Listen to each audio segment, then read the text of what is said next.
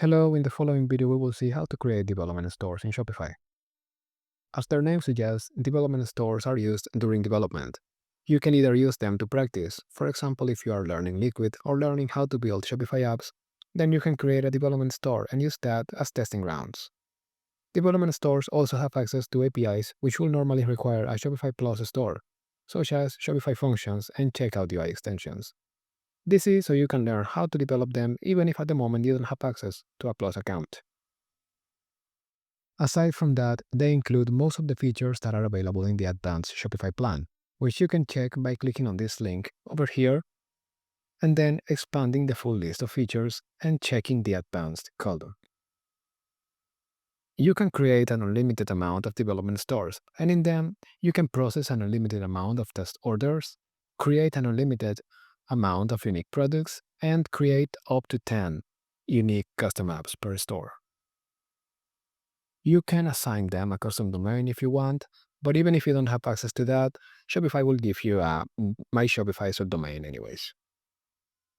And now let's see some of the limitations that development stores have, starting with the fact that you can only install partner-friendly apps.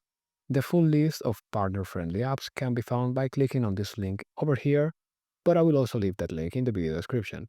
You can see here that the list includes quite a few apps, but this is not the full catalog of apps that are available to regular stores.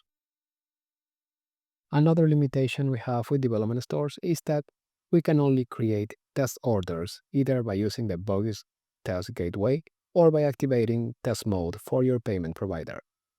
It is not possible to create real orders in a development store. Another limitation that development stores have is that they all have a password page, and that password page cannot be removed. So if you want someone else to visit your store, they will have to know the password. And finally, an important feature of development stores is that you can access developer previews with them. Developer previews give you early access to new features that Shopify is actively developing, so you can test them in your apps or teams before they are released to all merchants in the future. You can see the list of developer previews by clicking on this link over here and scrolling through this page, where the different developer previews are detailed. You can also see the timeline for developer previews or when to expect them to be fully available to all merchants by reading more about them over here. I will leave this link in the video description. So now let's see how to create a development store. For this, I'm in shopify.com/partners, and over here I am going to log in. In case you don't have an account, you will need to create one first. After logging in, I see here this partners dashboard. From here, I will click on stores and I will click on add a store and then create development store. From here, we have two options, either create a store for a client or create a store to test and build. If you are working with a client and you plan to transfer the store to them after the initial development is ready, then you should select this option.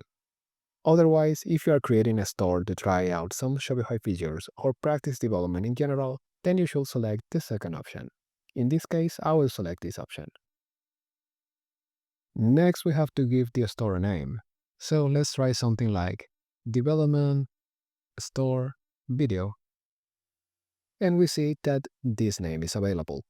We can see over here that Shopify auto-generates a URL based on the name that you give to your store. And as I mentioned earlier, the URL is a myshopify.com domain, as you can see over here. Next, we have to select the build version. We can either select the current release, which includes all the features that are live in Shopify, or we can select the developer preview. And then we have a list over here of all of the different developer previews that are available at the moment. This list is constantly being updated, so at the time you see this video, this list might look different. The reason for that is because Shopify is constantly adding new developer previews, and some of the ones you see here will be removed from this list and moved to the current release or removed altogether because Shopify decided that they are no longer moving forward in that direction. Also note that there is this non-transferable label over here for developer previews. And as the text suggests, What this means is that you cannot transfer this store to a new owner after you create it if you enable a developer preview. In this case, I will select the current release. And next, let's see data and configurations. In this case, we have two options. We can either start with an empty store or start with test data. If we start with test data, we cannot transfer the store. But this is very useful for testing new features because you don't have to create a lot of products for that. The store already comes with a few of them. So let's select this option, and now let's create the development store. After you finish creating your store, you will be in the Shopify admin in the Home tab, and you might see something similar to this. Let's start exploring the store by clicking, for example, in products, and here we can see the different test products that came with this store. If we click on any of these products, we can see some information about them. They have images, they have their prices, and some other data. We also have some collections, which are just group of products. For example, we have this collection over here that includes all of these products. This store also came with a few draft orders, so if I click over here, we can see some orders already created. There are also some test customers as well. And now let's see how the store looks like. For that, let's go to Sales Channel and Online Store. If you don't see Online Store here, you can click on Sales Channel and click on Online Store from there. Over here, you can see that we have three different themes: Test Data, Debut, and Done. Let's publish Done, which is the most recent out of these three. And now let's preview the theme, and we can see how the store is looking like. You can close this and then click here on Customize, and you can customize the content for your store by, for example, changing this text over here to say something different, like this is some new text, and clicking on Save. And then from here, you can click on View, and you can see your changes being reflected in the page.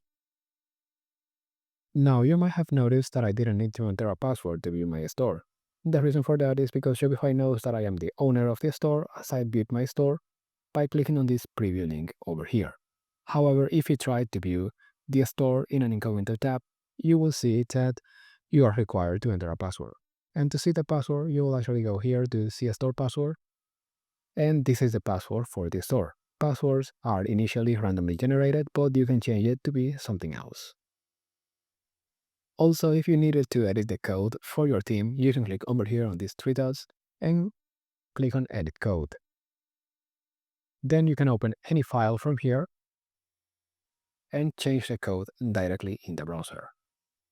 However, if you want a more robust development environment, then there is a video in the channel where I show you how to set up a local development environment with the Shopify CLI, VS Code, and GitHub to start developing themes.